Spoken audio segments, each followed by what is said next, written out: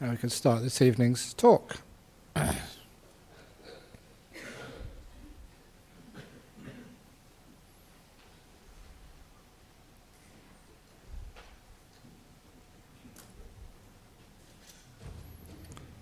a few people are coming in, some going out to the toilet.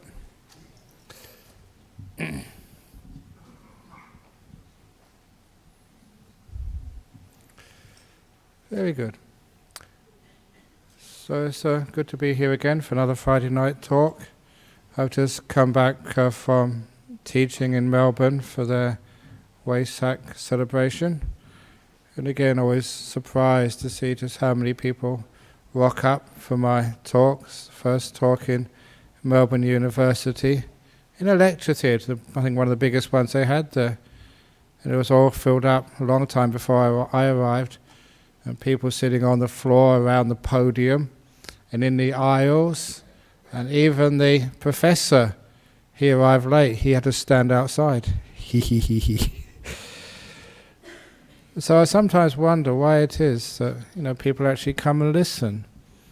And somebody asked me today at lunchtime, just how can we actually, why is it that sometimes you can have trust or faith in a teacher and sometimes not? And how can you actually trust that? How can you actually know? And one of the things is, and it's one of the parts of Buddhism which I, again, always really enjoyed and appreciated, was if it is a real teacher, if it is a real teaching, it's never ever teaching you or telling you what to do or making the decisions for you, but it's actually teaching you how to make those decisions for yourself, illuminating, clarifying your mind so you can actually understand just how one can find the way through this thing we call our life.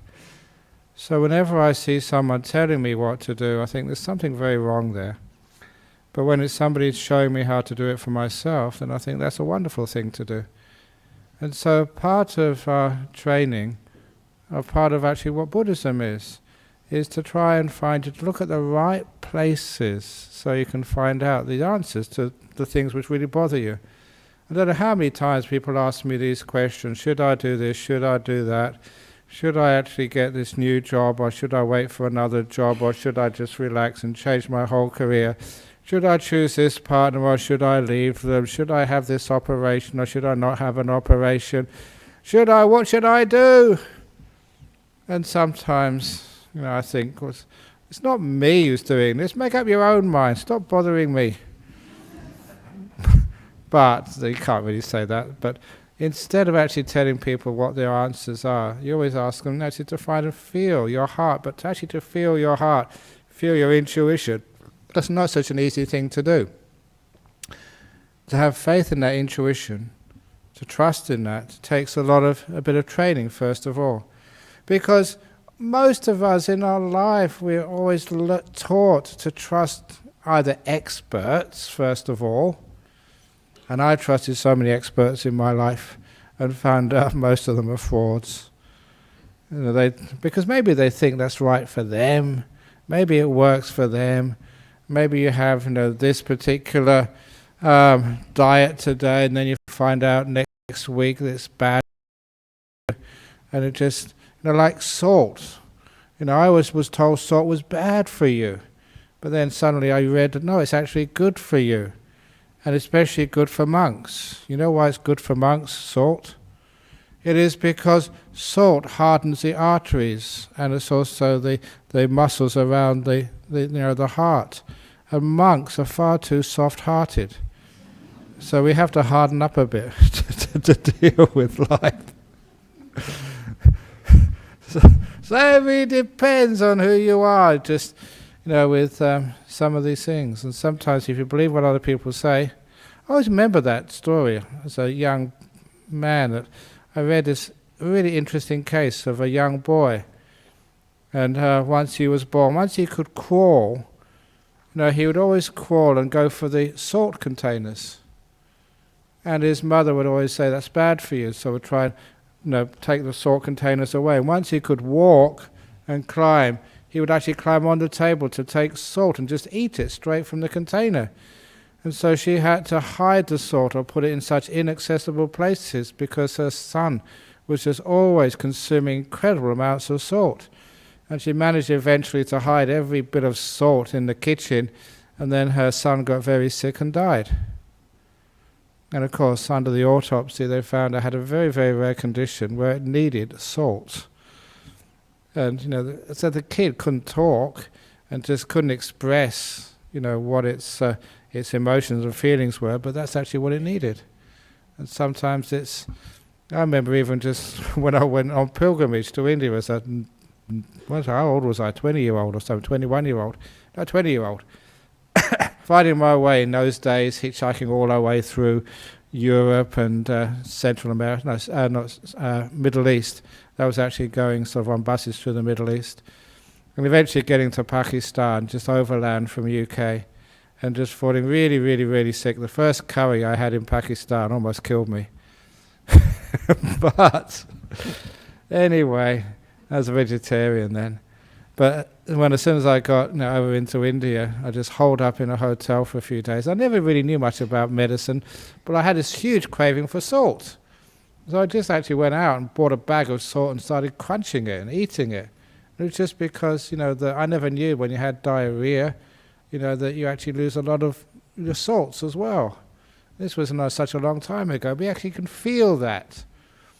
And so experiences like that have got me to really trust my sort of feelings, my emotions, and my just inner experience, rather than everything which I have been taught.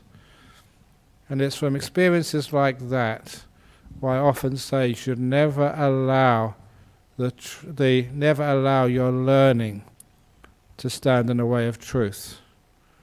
Because I was taught that salt was bad for you, but in those extreme cases it was actually really useful for me. And so there's many other things like that. Everything you've been taught, the books. Unfortunately, when doctors they examine patients with sicknesses, sometimes that you're taught what to do, and the book says this. But many of the best doctors in the world are the ones who actually put the books aside. They can feel this is not right. They know that this is not the right course of treatment. And they're strong enough, and they're also courageous enough to actually do something which is a bit weird. Because they realize and they know that, and it changes a person's life. It actually heals them. Never allow sort of your knowledge to stand in the way of truth. And I certainly know that in my life, that so often when you're teaching people, you're counseling people, sometimes there's all this stuff which you're supposed to do, which being a bit of a rebel, you say, no, I'm not going to do that. You feel what is the right course of action, rather than believing what you're taught or believing what's in the books. And this is what I want to convey, so you can also trust in a very, very accurate source of knowledge and wisdom inside of you, when all the thoughts stop, when you put aside all of your training, and actually you feel the answer. And one of those cases for me which comes to mind, again, I never planned these talks, I never thought of bringing this story up again, but it was a time in Kuala Lumpur when I was teaching, giving some talks, I think a bit of a meditation retreat in there. I do travel around a lot, and the organizers said, would you mind giving like half an hour to counsel this woman, because she's in a very difficult situation and no one else in the area, all the best counselors can't do anything for her. And that's quite a shocking story, but please bear with me. So I didn't know what the problem was, but I knew, because they said that all the other counselors and psychologists, psychiatrists were not able to help her, I knew that I had to put aside all of my ideas and all of my learning and everything I ever knew about Buddhism, wisdom, everything, because other people had tried that and it hadn't worked. So I just listened to her, with a totally empty mind, what I call like total listening. And that's a very hard thing to do, but like if you're a meditator, you should be able to learn how to totally listen, which means you really open up your ears and your heart, your mind, and just absorb without commenting, either sort of with your mouth or even with your brain, just to absorb and let all the information come in without rejecting it, adding something from your ideas, just to be almost like totally empty. No thoughts, no ideas, no preconceptions, no religion, no philosophy, no learning, just totally empty. And allow the person to express what their story to you. And many times I've done this, but this was an extreme case simply because my response was totally unexpected, especially to me. It's wonderful when you let go of all control and just see what comes up. And it surprises myself more than anybody else. Sometimes when I give talks, I say, where did that come from when I say something? And it's not coming from me. It's not coming from planning or from thoughts. It's coming from seeing. Anyway, in this particular case, this poor woman in Malaysia, she had been a victim of a rape, a very violent one, which she described to me. It's gross. Really, really sort of, wow, what I heard there was very even hard for me to hear, and she had to endure that. But anyway, I just listened. No judging, no thinking, just absorbing, silent listening. So I wasn't actually commenting, even in my brain.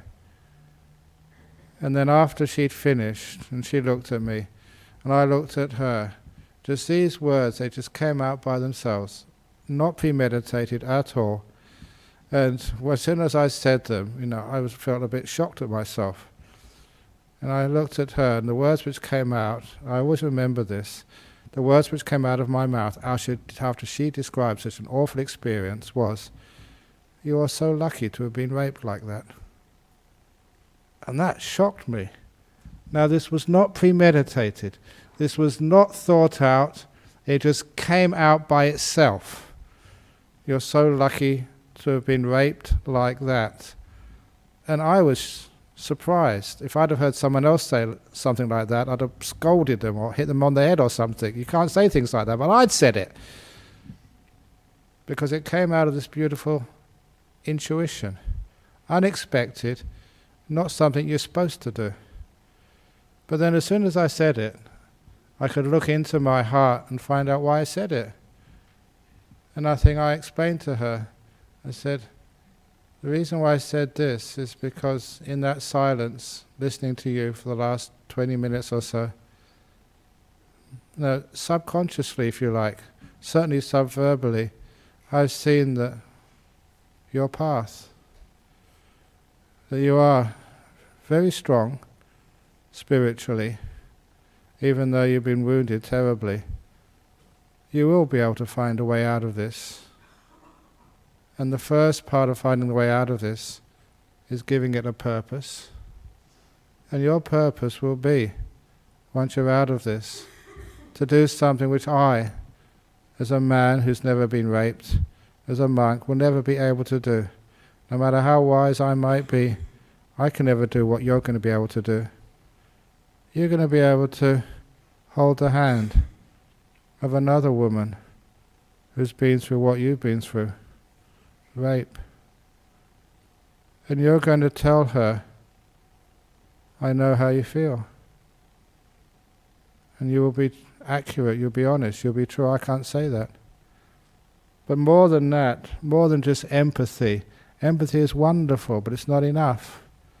You'll also be able to take the woman's hand and say, come with me. I know the way out. Because you've been there. And you've taken that way out. You've walked that journey. You'll have this wonderful gift. Something which I will never be able to do. That's why I said that. And that had this wonderful effect. Because sometimes when you have been treated so badly, and when it's just so much pain and suffering, and your heart has been ripped out, and you think, sometimes people say, why? Why does these things happen? To give something a purpose is to give you something to work on, something to do, a path. And one of the worst aspects, emotional pain, of some of the terrible things which happen, the tragedies, the traumas, the emotional pain gets so bad when there's nothing you can do about it. There's no path, there's no way. You're trapped, you're in a box of pain, you're a dark room and there's no door. If someone can show you a door, that gives you some hope, a path, a way. And I said, that's your path. Walk it. And apparently that's many years ago, and now she's doing that, counselling people. Amazing person. It worked. Because sometimes there's no way that I could ever say or do that if I was a trained counsellor. Felt it in your heart and you just did it, and it works. Well, other people could not do that. So what I'm saying, the insight which you get, the wisdom, which is not born of learning, it's not born of thinking, but it's born of knowing. And I've trusted that for such a long time, to make those decisions in life and to get other people to make those decisions. Because a lot of times when you have a difficult decision or a problem you want to find a way out of, I always tell them to don't just ignore all the knowledge and thinking, just get as much information as you can. Program it all in. Load yourself up with all the information as much as you can. But when you got to the limit, you've been in the books, you've got all the information, got as much evidence or whatever it is, as much learning as you possibly can. Don't be stupid. Just then leave it alone. And wait. And then trust in the silence to tell you what to do. And even in that silence, it gives you a really stupid solution. Follow it.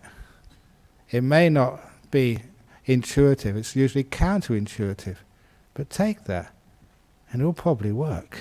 Surprise, surprise. Because what you're doing, you're going into a form of wisdom, deep intuition, if you like, not just ordinary intuition. I feel like this is the right thing to do. It's something much more powerful than that. You're going into this incredible silence.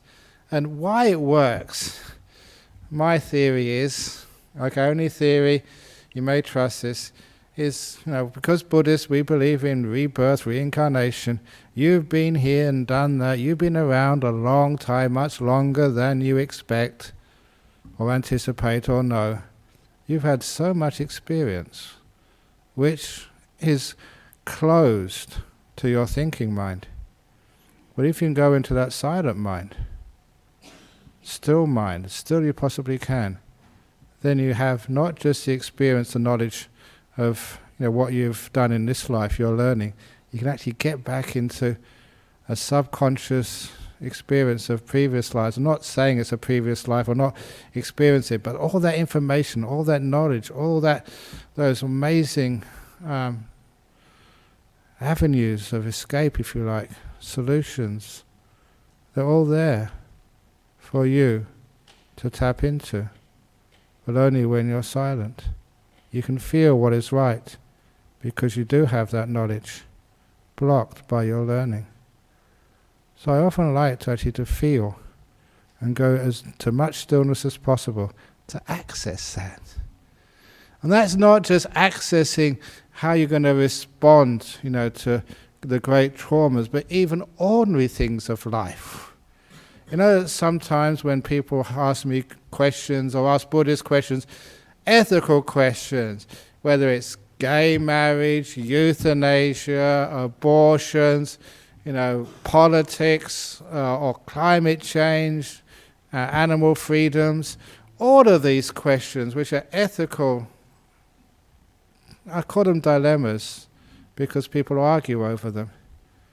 And how can you find your way through that ethical forest which is so tangled? And whenever I do have an ethical decision to make, that's actually how you do it. You feel it. And so before even you actually judge, going into what did the Buddha say about euthanasia, what does the doctor say about it, or even what does science say about it? No, just put that all aside. How do you feel deep inside? I always say, please always follow your gut feelings, except if you've got irritable bowel syndrome. That's the only exception. But follow them, feel it, and then you know so much, you don't get deceived. And you don't get deceived and lost, like this story I heard. I was telling this in Melbourne, in the talks there, that this story I heard, this Australian woman was visiting UK. And like anyone who goes touring England, one of the places they always like to go to is the castles. Because you don't have many castles in Australia. Not the old ancient ones made out of stone and really huge and dark and spooky. And so she was walking through on the tour through one of these castles, and this man was guiding her, telling her, everything about the castle. And it was really creepy. There are some places you go to and it's really, really scary and creepy. And anyway, when she was going through this castle, she felt very, very scared many, many times. And at the end of the tour, she had to ask the guide the question, in this castle, have you ever seen a ghost? And the guide said, in all the time I've lived in this castle, I've never seen a ghost. And she said, well, how long have you lived in this castle? And he said, 300 years.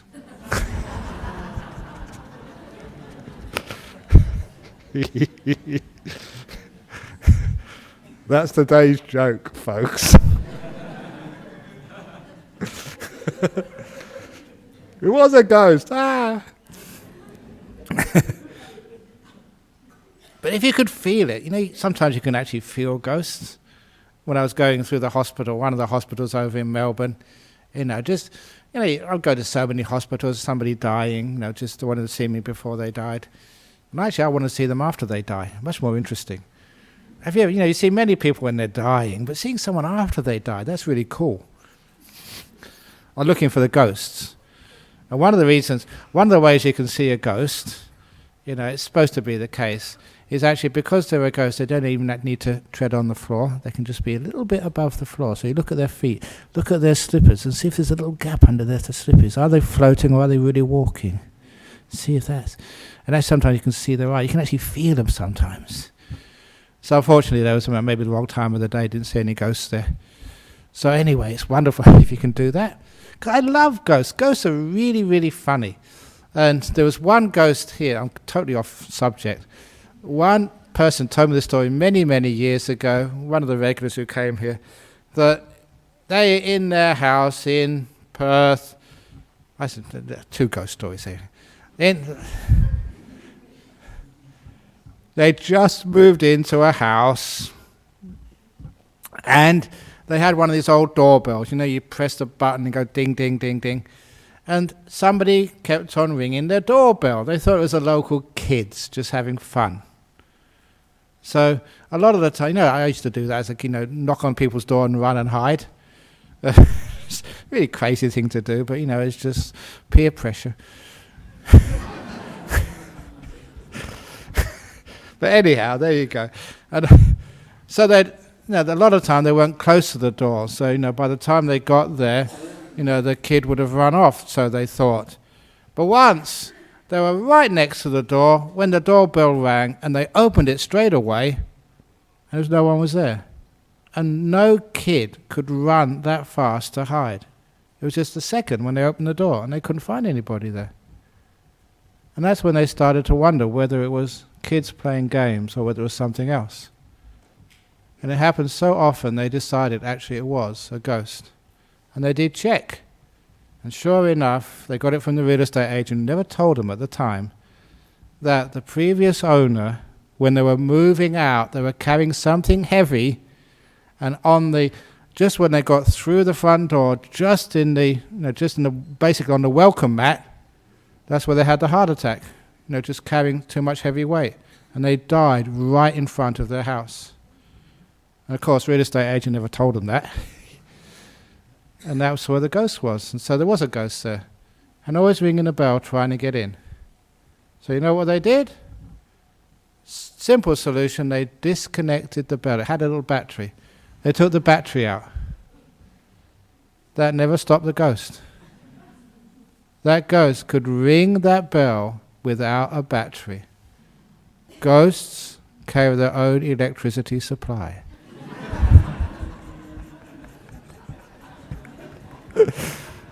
I don't know how they did it, but they said, and these are people I've known for a long, long time, they're strong supporters of the monasteries and this place. An amazing story, just a ghost who can ring a bell without any battery in. And the other one, which I was going to say, was the other one where this family, old days, they had one of these, well, not that long ago, had a TV, with the remote control, and watching the TV, their favourite program, and the TV would, without any warning, flip channel. And they thought it was some electrical fault in the TV or something, so they get the remote control and they switch it back again to their channel, it would flip back again. Always to the same channel, flip back to the same channel. And it happened so often that after a while they realised that, there was another ghost in the house. And this ghost wanted to watch its program. Doesn't matter what you wanted to watch, the ghost, without a remote control, could flip the channel, whatever it wanted to.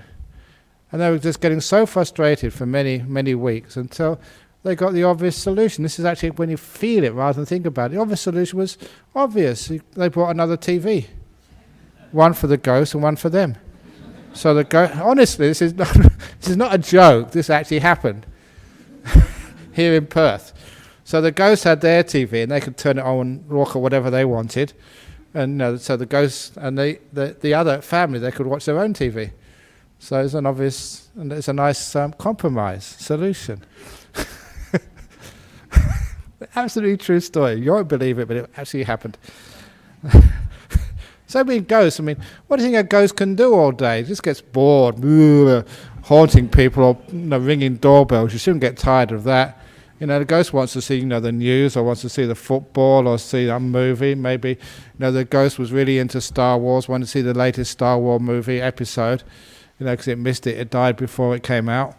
So, of course, the ghost wants to see the TV. So that's what this ghost was up to. Anyway, so sometimes all of my learning said that was impossible. My whole life has probably been seeing the impossible actually happening. You ever done that? It's incredible, this world. So never allow all that you've learned to stand in the way of truth. And especially going back to actually making decisions in life. So I put all the information in and I wait for the answer. And sometimes the answers are just totally weird. They don't make any sense. But I've lived long enough now to trust those weird ideas and follow them through, and it usually works, and it's very, very successful. You feel the answer. You get into this intuition business.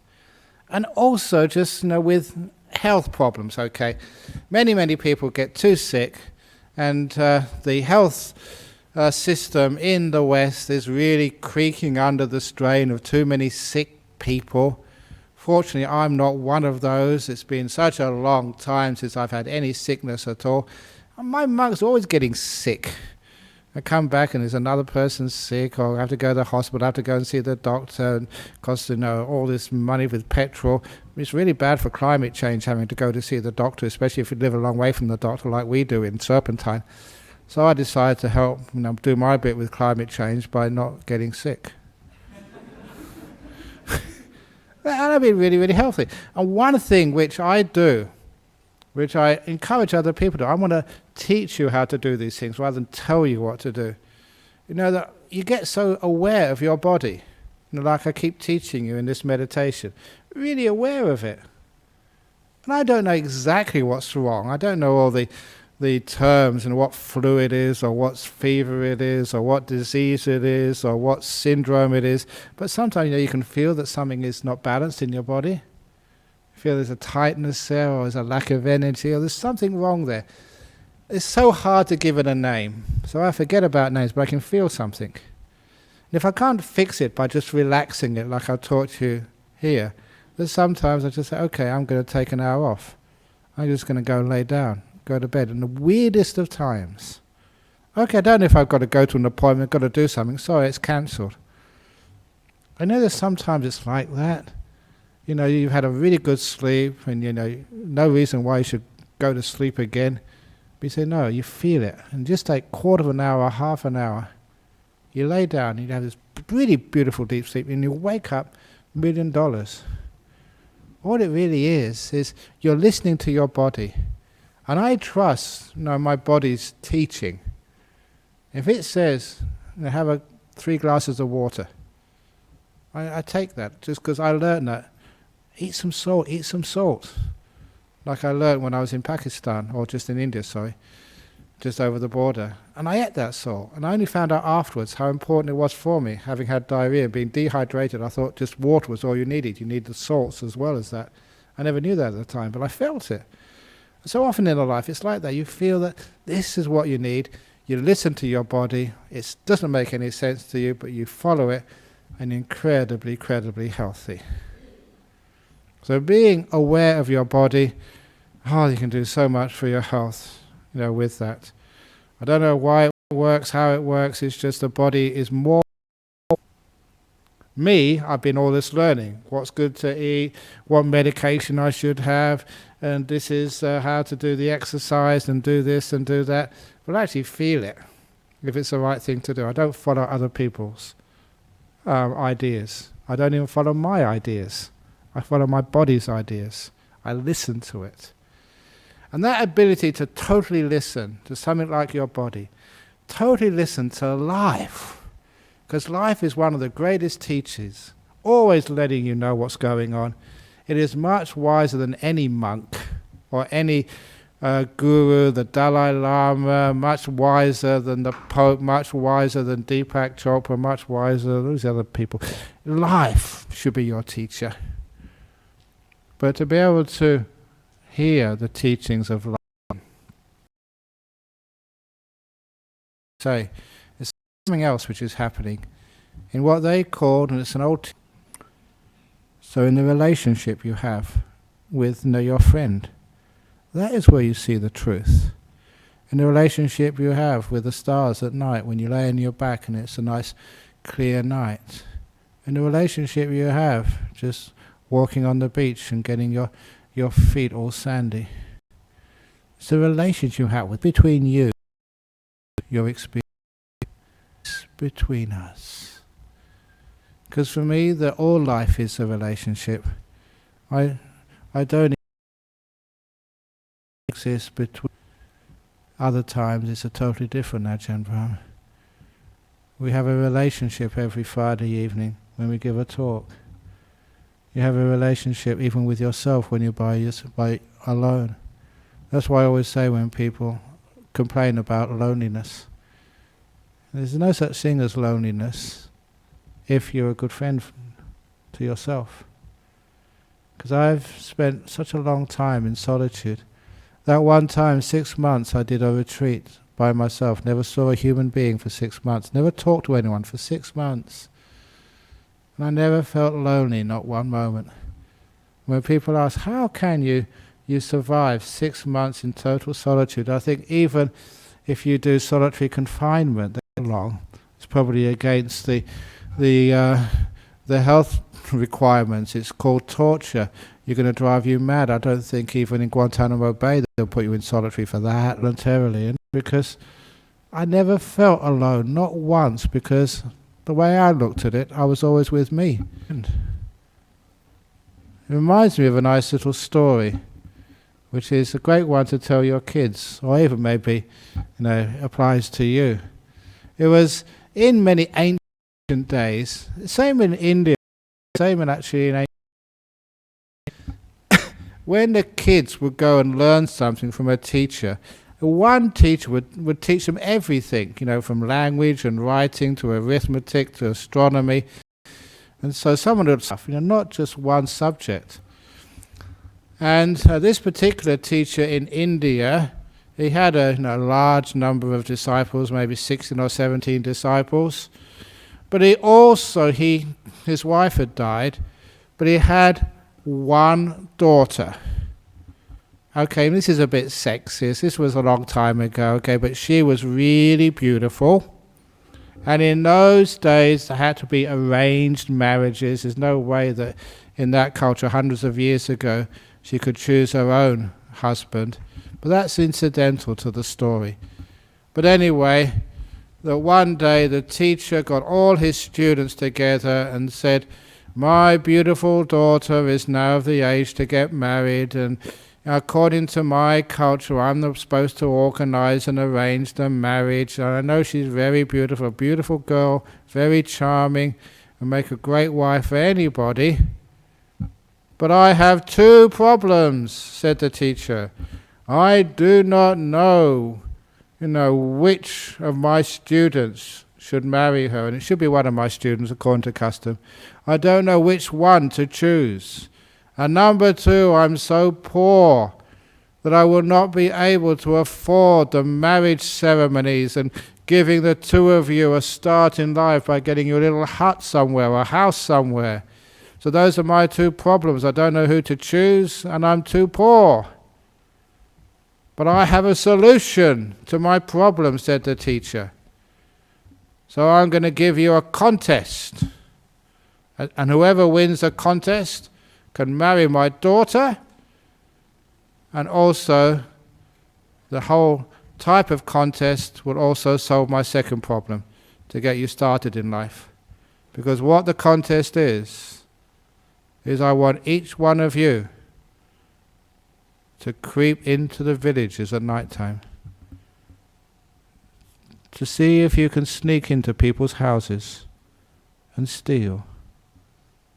But you must be very careful. If you steal, don't let anybody see you, and bring everything back, and whoever steals the most will win my daughter, and all the loot, the proceeds of your stealing will all go to the happy couple. And at that the students were shocked. Their teacher was usually a very ethical man, was asking them to steal. But in those days they had this idea of obedience. And it was such an old tradition, the sort of tradition which has totally disappeared from our schools these days. I mean, kids being obedient. Actually that every now and again that we go and visit the Benedictine monks at New Norcia, they're really good friends. And they tell me that when the monks meet each other, we do that every year, and we've been doing that for years. So we're really good friends. We talk about monk business, not monkey business, monk business. And it's the only abbot I know there, Abbot John now. He's the one I can actually, get some... actually, I give him advice these days because he's a much younger abbot than I have. Abbots, it's amazing just how we have the same problem, who, unfortunately, sometimes go to Greylands. And they sort of go over to New Norcia Monastery, and they're looked after. But, some of them are very, very hard to deal with. And so that they tell me about those people, because after New Norcia they usually come to Bodhinyana. So, we got our blacklist, and they tell me and we tell them, so that we can actually look after one another. Because the same people come to the same place. So anyway, so there's a lot of benefit we can have by sort of, combining our experiences in New Norcia and Bodhinyana, and also Dhammasara later on. So anyway, but one of the things they have there, they have this wonderful idea of obedience to the abbot. And when they told me about that, and when they were all saying what a wonderful thing it is, I went back to the monks in Bodhinyana and said, how about we have this, obedience to me? I don't know why, but they couldn't see the benefits at all. And it was voted down. It was worth a try, though. But anyway, in those told them to steal, they had to follow the orders. And they wanted to get married anyway to this beautiful girl. So they all went in the village. They waited till 1 o'clock, 2 o'clock in the morning until everyone was asleep. They snuck in the darkness, make sure that no one could see them. Stole this, stole that, and stole something else. And after 7 days, the teacher said, enough. We've got enough now, so you can stop. And he brought, you've done so well, you've been so obedient, you've stolen so much, enough that any couple will be happy for a long time, except for one of you. There's always one. And this poor little boy, so really embarrassed, singled out, and the teacher said, come out here. Why were you so disobedient and never stole anything? And the student said, but sir, I was obedient. I followed your orders. Well, why didn't you steal anything? I followed your orders because you told me to steal, but don't take anything if somebody's watching. Well, didn't you go into empty houses or when they were fast asleep, when they had their eyes closed because they were fast asleep? He said, oh yeah, but there's always somebody watching. He said, I was watching me steal. That's why I could never take anything. Because you told me, don't take something if someone's watching. I was watching. And that's a beautiful story. And then, of course, in the end, the sort of ending in those type of stories. The teacher said, oh, thank goodness I've got one. The villagers, that's why I can get in there. I know exactly what belongs to them. Take them, but they won't scold you. They won't call the police. Just take it all back. I'm rich enough, said the teacher. I just wanted to find out which one of you was wise. Because I'm going to choose somebody for my husband, for my wife, for my daughter, sorry. I want someone who's wise and kind, who actually is aware. Because whatever you do, there's always somebody watching. You are. You're never alone, because there's always somebody with you. You are with you. And that's always why I say, if you're your best friend, if you have some kindness, if you have some love and appreciation for yourself, tolerance for yourself, wisdom to see that you're a great person, then you're always at peace with yourself. So for 6 months, I could spend all the time by myself. I made people laugh in Melbourne when I said I'm an introvert. And they said they were laughing because I was talking in front of about 1,500 people. I'm an introvert because I like looking inside. That's what introvert is. And other times I'm an extrovert. I look outside. You can share. So you find in life, if you're a friend to yourself, you really have a great appreciation for yourself. You understand yourself. You know yourself. You're not that bad. There's beautiful parts of yourself. And those which aren't beautiful parts of yourself, telling bad jokes, that's what makes you unique. Each one of you got your unique, stupid characteristics, and that's what makes you absolutely lovable. So, the old story of the bent trees in the forest, if they weren't bent and crooked, they won't be beautiful. So all the idiosyncrasies, that's why you love yourself. That's why you're at peace with yourself. That's why you're friends with yourself. And once you train on yourself, this great, silent knowing, you understand who you are. You feel who you are, and you appreciate who you are. Not through all your learning. Because everything you've ever learned in this culture is you're not good enough. Are you? That's what your parents said, that's what your teachers say, that's what your boyfriend says, that's what your partner says. You're not good enough. And that's a lot of, actually the word, the gomayang, that word, it means bullshit, but I can't say that word, so I say it in the Pali, gomayang. Well, I did say it, didn't I? Yeah, I know I did, it's on purpose. But some things I say, that's totally crazy. All that you've been told, put that aside and feel instead. Go to your total listening and you feel there's nothing wrong with you. You belong. You're a tree in the forest. No tree is dead straight. You belong. You're here. So that means that you're at peace with yourself. When you're by yourself, you're having a great time. And it doesn't matter who you are. If you're disabled, if you're bent, if you're crooked, if you're stupid, if you're old, if you're young, I don't care. You all belong. Once you understand that you belong, that answers many of the questions of your life. So be at peace with yourself and realizing one of the greatest insights you will ever have, you don't need to improve. How many people just keep trying to do better, trying to improve themselves? And people say, but Ajahn Brahm, if I don't improve myself, how will I get on in life? Exactly. Don't get on in life. Be in life. Stop going places. Be here. You're here. People like to strive so they can like arrive. Where are you trying to arrive to? In fact, you've already arrived. As I like saying, what the people say to these great film stars when they got their Oscar, or when they got their Logie in the TV. You've arrived, baby. You've arrived. And I say that to every one of you. You've arrived, baby. You've arrived. In other words, you've made it. You've made it to here, wherever you happens to be. You're good enough. So that beautiful acceptance of yourself, being at peace with yourself, now you can transfer that to other people and say to your partner, you've arrived, partner, you've arrived. You don't have to improve yourself. You're at peace. You know that many people, they have this weird idea.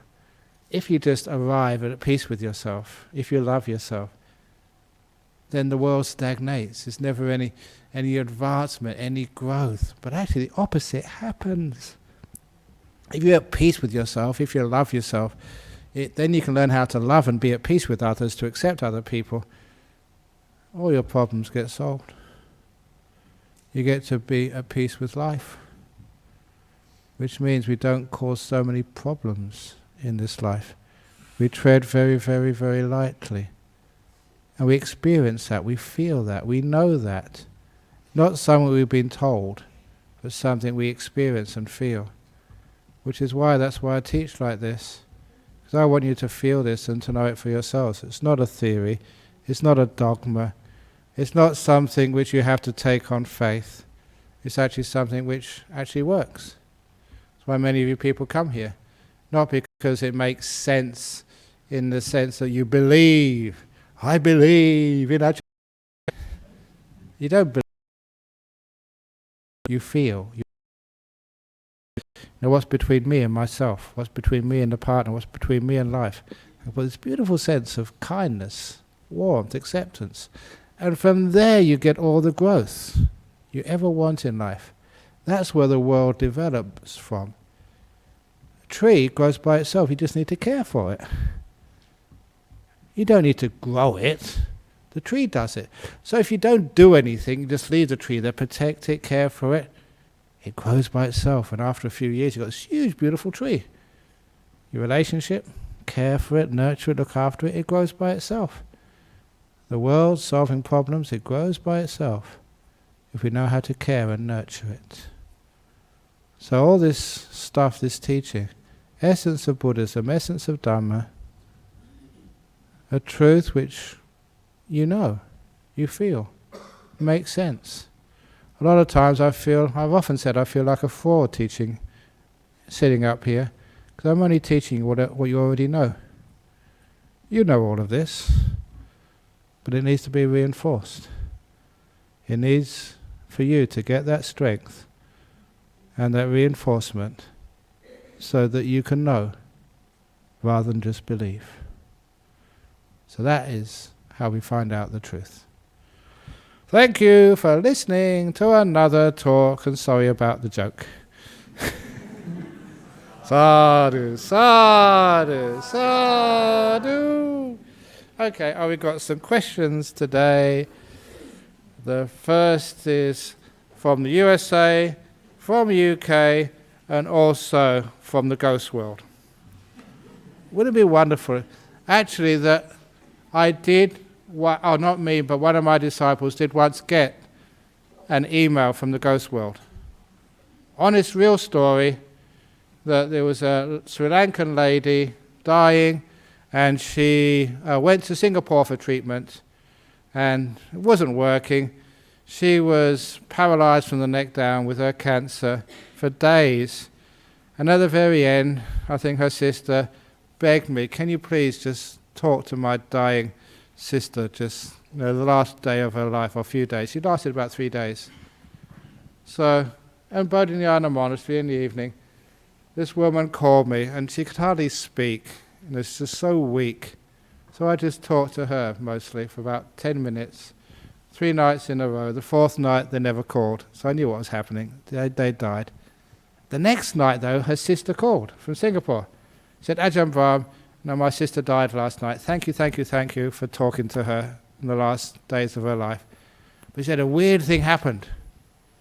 He said about 6 or 8 hours after she passed away, she received an email from her dead sister, just saying thank you and thank you to Ajahn Brahm.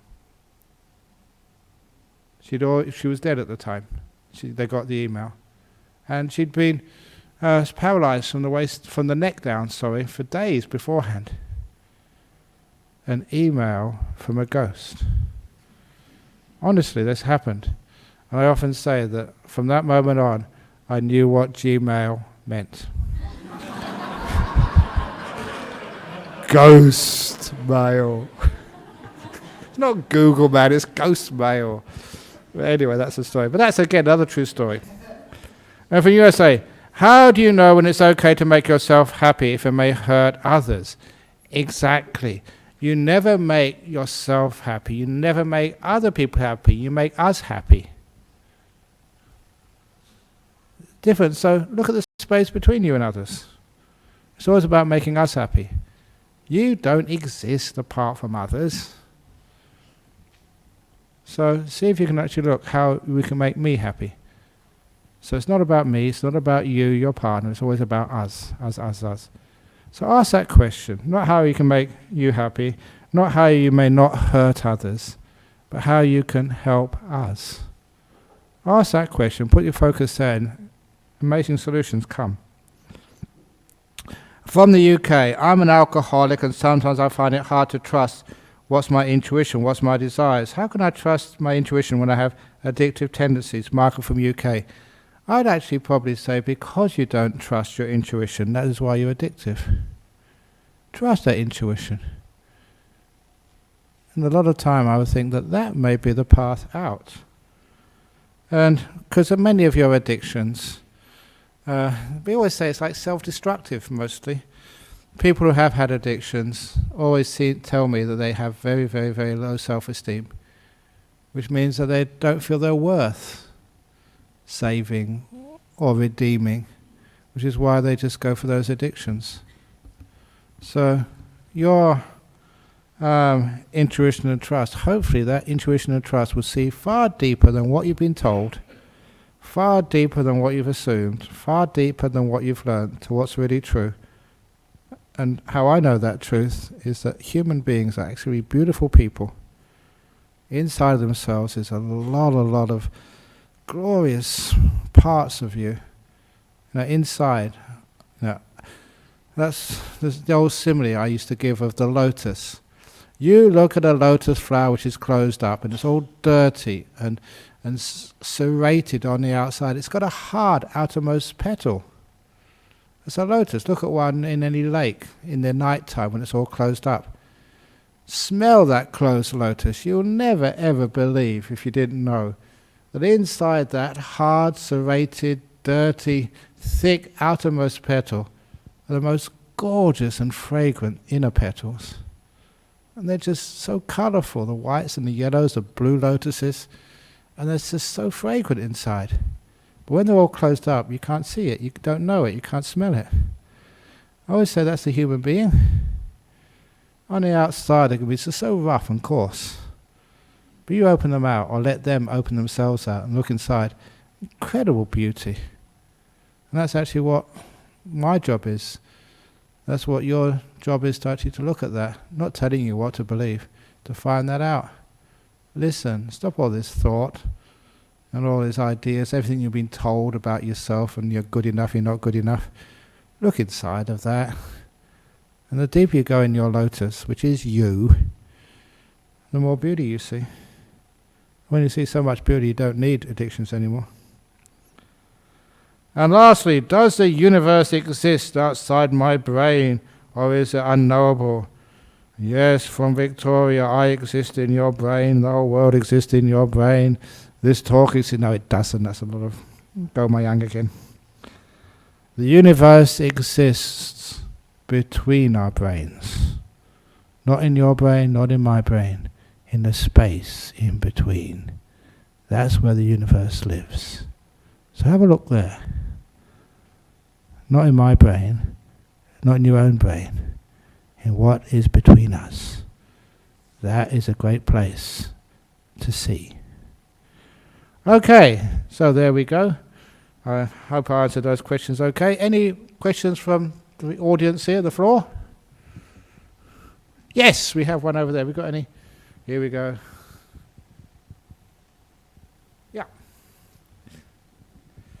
Yes. You talked about love and acceptance in your speech today. Yeah. It really touched me, and just wondering, how would one go about achieving that? Come to this place, hang around good people. We'll soon brainwash you. Thank you. That is true. Because sometimes, as I said, you know that. You know that deep inside of you. You just need to be reminded. So much other stuff just reminds you of other things and just takes you out from that center. Always criticizing yourself. I don't know where you work. Your boss thinks you're never working hard enough, never good enough. If you've got a partner, you're never on time enough, you're never rich enough, you're never sexy enough, you're never... whatever it is. And it's just such a pain. You know, try my best. What do you mean I'm never good enough? And then even when you get very old, you know, and you get sick, you're never dead enough. You're never anything enough. Your whole life is like that. So when you hang around wise people, then actually you get this great sense of feeling at home with you, at home with others. Imagine like a world where people are just accepted and respected. And even when they do stupid things, we all do stupid things. If we didn't do stupid things in this world would be just so utterly boring. There'd be no jokes around if people did what was that? Okay, an old kid's joke, but it just comes up about the 3 bank robbers. 3 bank robbers, they robbed a bank, and as they ran out of the bank, police car came around the corner. So they raced, and the only place they could really hide was in a park. It was dark. So they each climbed a tree. And when the police, they knew they'd got into the car park, so they, with their really powerful flashlights, they were looking around, looking up the tree. They saw a dark shape up the tree somewhere. So they shouted out, "What's that?" And then this bank robber, really smart, went meow, meow. And the police, not being the brightest of people in that city, said, "Oh, it's only a cat, it's only a cat." So they went to another tree. They saw another dark shape up there. There's another bank robber hiding up there. "What's that?" And they went, "Woohoo, woohoo," like an owl. I can't do owls. But anyway, they said it's an owl, okay. So they went out to the next tree. That's the 3rd bank robber. He was really a sort of a few cells short of a prison. And when they saw his black shape up there, dark shape, they said, "Who's that?" And they saw how the other 2 bank robbers got away, one impersonating a cat, the other impersonating an owl.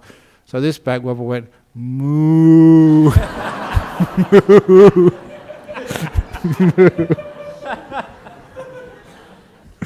A stupid joke. But if people actually did do stupid things like that, which they probably would do, we wouldn't have so much fun in this world.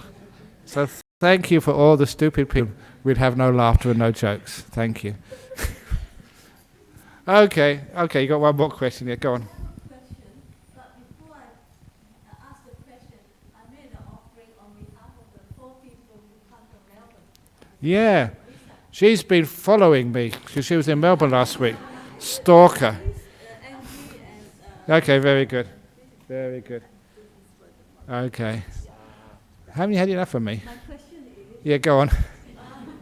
When someone say he has insight into delusion, and delusion is more dangerous than death, what do you make up of this? What do I make up of that? They call it insight into delusion. That probably is very deluded, because if we do get insight into things, you don't tell people about it. You don't wear it on your shoulder like a badge or a medal from the war. If a person has gone through delusion, past it, we don't tell anybody about it. Shh. So the real people are not deluded. You don't know. They may be sitting right behind you. Who knows? No, this is the thing. The biggest delusion is the delusion of you thinking you are beyond delusion, that you are like this, that you are like that. It's wonderful. Sometimes it's nice to be deluded. and sometimes not deluded. Wouldn't it wonderful to be free? To be whatever happens, instead of always having to be wise. Sometimes I'm really stupid. What was one of the stupidest things which I did? I did something really stupid a few days ago. I forget what was it. No, I think I'm in denial or something, because I can't remember it, but I know it's something really, really stupid. Pauline, be stupid. I want stupid people's rights. Every time I'm stupid, people actually criticize me and say, stop being stupid. I have a right to be stupid, and so do you.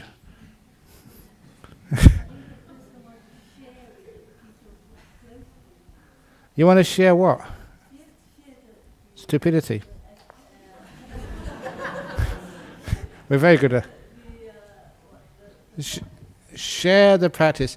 The only way of sharing the practice is, again, actually, by not talking too much. Be silent and let that sort of, the wisdom of silence. In other words, just total listening to this world. Which means sometimes we speak back to the world far too much. You've ever been with someone who always talks back at you? Always talking, so you can never say anything? Sometimes that's like a human being in the world. Human beings are always talking back to life, never listening to life. So I like the idea of just listening to life rather than talking back at her. And that's when you're wise. So, okay, thank you for that gift, and it's nice to see you again. Haven't seen you for a long time. It was 2 days ago in Melbourne. Okay, so let's pay respects to the Buddha, Dhamma and the Sangha, and then we can actually go and do what we need to do.